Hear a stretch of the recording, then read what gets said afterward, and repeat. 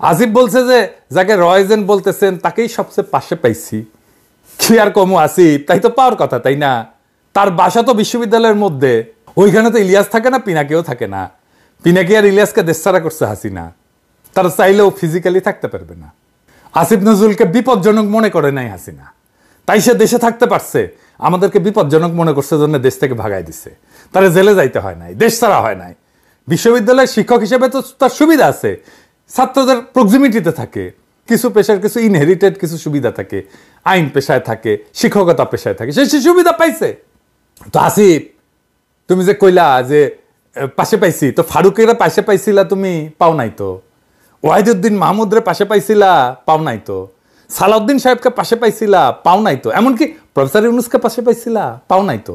তো তাইলে তাদেরকে পাশে টানছো কেন? ক্ষমতায় পাশে, তোমার পাশে তো উপদেষ্টা হয়ে ক্যাবিনেটে বসে, তাই না? পাশে পাওয়াটা তাইলে কিছু মিন করে? ইলিয়াস পাশে ছিল না, আমরা পাশে ছিলাম না। ইলিয়াস কোন ন্যায়সঙ্গত লড়াইয়ে পাশে ছিল না? তার মানে এই যে ক্ষমতার ভাগ বাটোয়ারার পিছনে পাশে থাকা ছাড়াও আরো কিছু গল্প আছে, কাছে আসার গল্প আছে। সেই গল্পটা ইলিয়াস বলছে। ইলিয়াস এমন একটা অনাবিষ্কৃত এলাকার কথা বলছে যেটা সবাই লুকাইতে চায়। কি সেটা যা সবাই লুকাইতে চায়? এই যে বাকশাল, এটা কি খালি আওয়ামী লীগ? তা তো না। CPB, Prothom Alo, Daily Star, Chhayanaut, Udichi, Transparency International, এর সব কিছু ইনক্লুডেড। এরা সবগুলো মিলে এই প্রগতিশীলতার ন্যারেটিভ তৈরি করে। এইটাই হইতেছে বাকশালী বয়ান। বাংলাদেশে যে ফ্যাসিবাদ চলছে ওর ডাক নাম হইতেছে বাকশাল। আর গত 15 বছর যে ফ্যাসিজম হয়েছে বাংলাদেশে, সেটা হইতেছে নয়া বাকশাল 2.0। এই জন্যেই প্রথম আলোতে বাশারের পতন হয়, হাসিনার বিদায় হয়। হাসিনার পতন কথাটা লেখে না প্রথম আলো, এমন ভাবে যেন সানায়ের সুরে বিদায় দিতেছে হাসিনারে। এই উত্থান রহিত মতি মাহফুজের কাছে হাসিনার পতন হয় না, পলায়ন হয় না, হয় বিদায়। এই যে টোটাল সিস্টেমের পার্ট আসিফ নজরুল। আসিফ নজরুল এই টোটাল বাকশালের পার্ট। তার সাথে প্রথম আলো সখ্য, প্রথম আলো পার্টনারশিপ, এটা তো সময়ের পরীক্ষায় উত্তীর্ণ। এবং সে তো নিজেই বলে যে তার প্রিয় প্রথম আলো। তো এই নয়া বাকশালের সিস্টেমটা টিকে ছিল, বা বলা ভালো এখনো টিকে আছে। এই যে সিপিবি, এই যে Prothom Alo, Daily Star, Chhayanaut, Udichi, Transparency International, এগুলোর উপরে ভর দিয়া, এগুলো হয়তো একটু দুর্বল হয়েছে কিন্তু ভ্যানিশ হয়ে যায় নাই। এটা সব সময় থাইকা যাবে। এরাই হইতেছে বাকশালের মেইন ফোর্স। এরাই বলে আমরা উপদেষ্টা বানাই। এই যে ডেইলি স্টারের সাংবাদিক বলছিল না, আমারে উল্লেখ কইরা উপদেষ্টা বানাই। এটা এত শক্তিশালী যে এখনো তার সামনে গরু জবাই দিলে পুলিশ তো পিটায়, মির্জা ফখরুল ঝেপে পড়ে, আর মাহমুদুর রহমান মান্না কয় এটা নাকি ফেজলামি। মানে গরু জবে করা ফেজলামি। মানে ভাই, 1971 তো দামরা ছিলেন, 68 সালে তো চিটাগাং ইউনিভার্সিটিতে ভর্তি হয়েছিলেন, 3rd ইয়ারের ছাত্র ছিলেন ইকোনমিক্সের। গর্ত ঘুরেছিলেন কোনটি? মুক্তিযুদ্ধে তো যান নাই। আপনার কি আদৌ রাজনীতি করার নৈতিক অধিকার আছে? 68 সালে বিশ্ববিদ্যালয়ে ভর্তি, 1980 সাল পর্যন্ত ইলেকশন করিচ্ছেন। 12 বছর ছাত্র রাজনীতির নামে বিশ্ববিদ্যালয়ে ঘষ্টানো কি ফাজলামি না মান্না ভাই? হ্যাঁ, আমাদেরকে ফাজলামির কথা বলেন, সাবধান কইরা দিলাম। প্রথম আলোত কি সামনে সুন্দর সুন্দর নায়িকা বসে রেখেছিল যে পৌরুষ জায়গায় উঠেছিল? হ্যাঁ, এখন নিত্যদিন বাম্বু খাবেন, বাম্বু। যাই হোক, আলাপে আসি। এই যে কালচারাল বাকশালী বয়ানগুলাই পলিটিক্যাল বাকশালরে তৈরি করছে এরা মিলা, এবং এর সাপোর্টে বড় হয়েছে, একটা আর একটারে পরিপুষ্ট করছে এবং করতেছে। যেই কারণে পলিটিক্যাল বাকশাল পরাজিত হবে না পুরোপুরি, যদি না কালচারালি বাকশালী বয়ানটাকে বাতিল করা না যায়, পরাজিত করা না যায়। এই জন্যই আমরা শিল্পকলা একাডেমিতে, কালচারাল মিনিস্ট্রিতে অ্যান্টি বাকশালী লোক চাইছিলাম। দুই জায়গায়, এক জায়গায় জামিল রে বসাইলো, আর এক জায়গায় ফারুকে দিয়া পাল্টা কালচারাল বয়ান তৈরির দিল এই আসিফ নজরুল। আমি একটা সলিড এক্সাম্পল দিই। আসিফ নজরুল কি মুজিবের 72 থেকে 75 ক্রিটিক করতে পারবে? না, পারবে না। এই বাকশালী বয়ান তৈরি যে স্তম্ভগুলা, সেই স্তম্ভগুলোর একটার পার্ট আসিফ নজরুল। আর বাকশাল তো ভারতের ড্রিম চাইল্ড নাকি, সেই তো পাইলা পুষা বড় করছে বাকশালকে। আর বাকশাল তো ইন্ডিয়ার পারপাস সার্ভ করছে নাকি, অন্য কারো পারপাস সার্ভ করছে? ইন্ডিয়ার পারপাস সার্ভ করার জন্য যে বাকশাল, সেই বাকশালের বয়ান তৈরি করে যে প্রথম আলো, সেই প্রথম আলোর পার্ট হচ্ছে আসিফ নজরুল, কিন্তু তাকে ভারতের কিছু এটা বলা যাবে না। মানে ভারতের ইন্টারেস্টের নানা লেয়ারে কাজ করে, এটা তো মিথ্যা না, গোয়েন্দা সংস্থা এভাবেই কাজ করে। প্রথম আলো তাইলে কোনোভাবে ভারতের স্বার্থের সাথে রিলেটেড না? এইটা সে ওই ছবিটা দেখেন না, দোরাই স্বামীর সাথে সিগনেচার করিচ্ছে, কিবেন এটা কি তালাকনামা সাইন করিচ্ছে মতিউর রহমান? বাংলাদেশে কোন পত্রিকার ইন্ডিয়ান হাই কমিশনের সাথে চুক্তি আছে?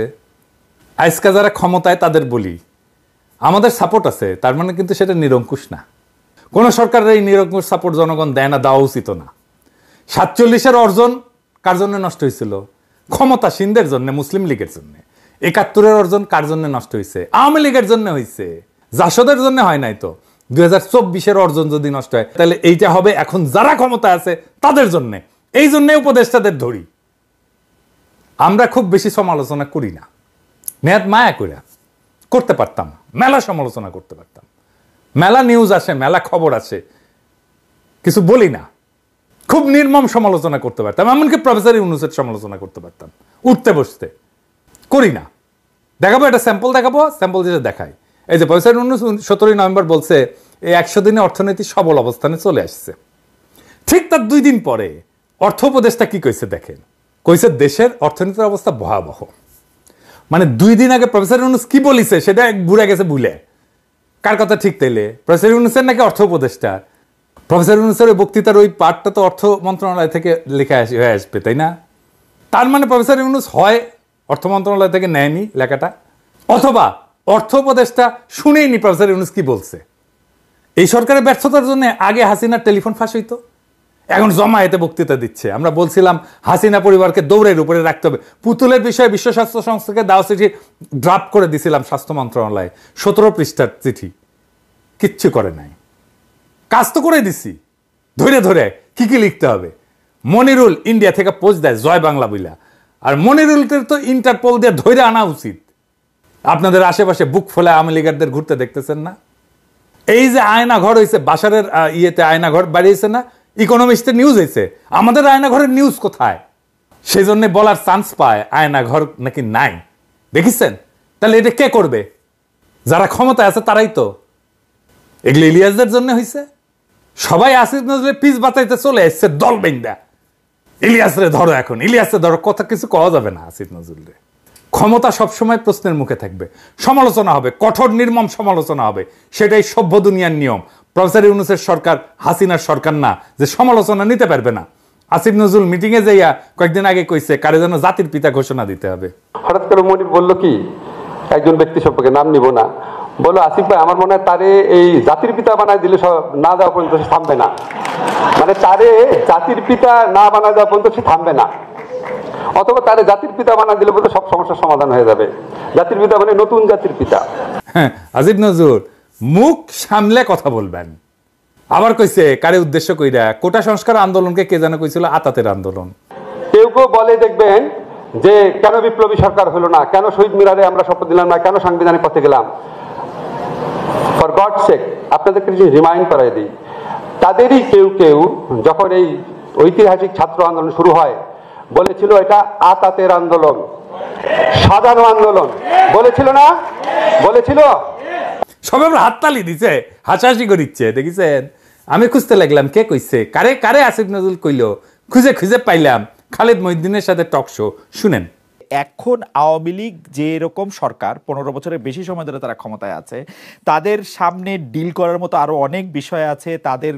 তো আপনার কাছে কি মনে হয় যে তারা যদি সরকারের মানে আইন আদালতের কাঁধে বন্দুক রেখেও এটা করতে চায়, এটা কেন করবে? মানে কোটা ব্যবস্থা মুক্তিযোদ্ধাদের জন্য চালু করে সরকার আসলে কি গেইন করবে বা কি গেইন করতে চায়?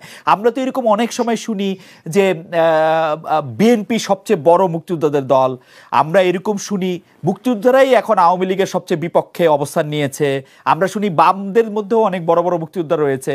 তো এটা কইরা আসলে সরকার কি মানে অর্জন করবে?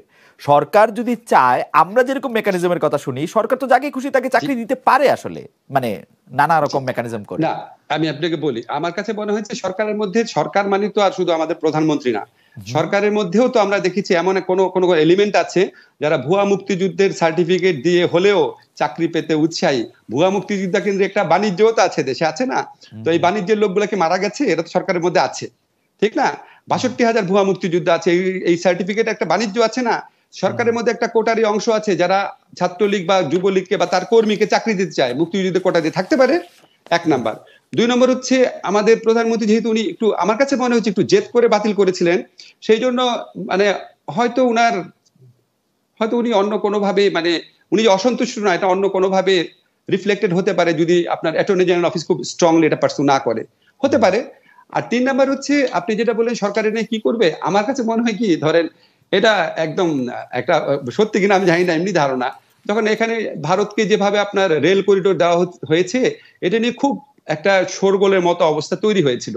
এখন পুরা যুব সমাজের মনোযোগ তো অন্যদিকে নিয়ে যাওয়া যায় এই সমস্ত ইস্যু টুনে, বিকজ এটা হচ্ছে তাদের চাকরির ইস্যু, এটা তাদের সবচেয়ে বড় ইমিডিয়েট ইস্যু হতে পারে। এখন আমাদের সরকারগুলোর মধ্যে তো স্বচ্ছতা নাই। কাজী নজরুল সেম সাইড হয়ে গেল না, আন্দোলনে অবদান আর স্টেকের প্রশ্ন তুললেন না। মেহরবানি কইরা যারা ক্ষমতায় আছেন তারা ধরলে কলে ছুটতে পারবেন না, একেবারে কচ্ছপের মতো কামড় দিয়া ধরবো। বাঙ্গু এলিট আপনাদের সাথে থাকতে পারে, কিন্তু আপামর সাধারণ মানুষ, সব হারানো মানুষ, দরিদ্র মানুষ, এরা ইলিয়াস আর পিনাকির সাথে আছে। পিনাকি আর ইলিয়াস তাদের কথা বলে।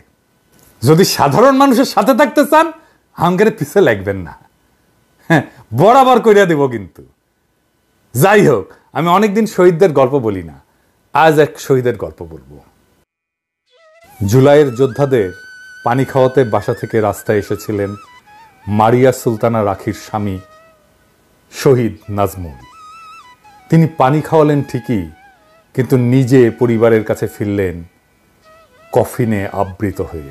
রাখির 2 বছরের ছোট্ট আরিয়ানাকে নিয়ে ভাড়া বাসায় এক অনিশ্চিত জীবন যাপন করছেন। নাজমুলের নিথর দেহ যখন হাসপাতালে পৌঁছে, রাখি আহাজারি করছিলেন। তার কথাগুলো শোনেন।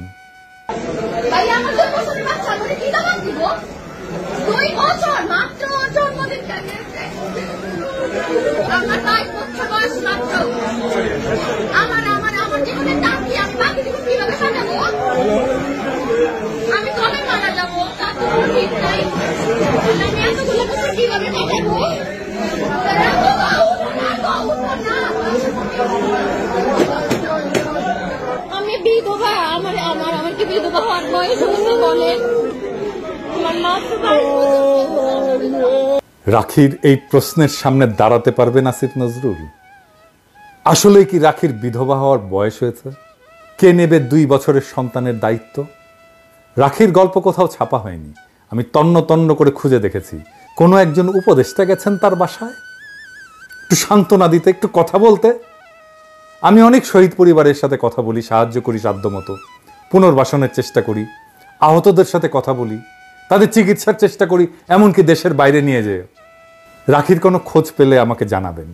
এই দুঃখী মেয়েটার দায়িত্ব আমি নেব, নিজে করব। যদি না পারি ভিক্ষা করব, আপনাদের কাছে চাইব। যতদিন বেঁচে আছি তার দায়িত্ব নেব। রাখির সন্তানের মুখে খাবার না তুলে আমি ভাত খাবো না প্রতিশ্রুতি দিলাম জাতির কাছে।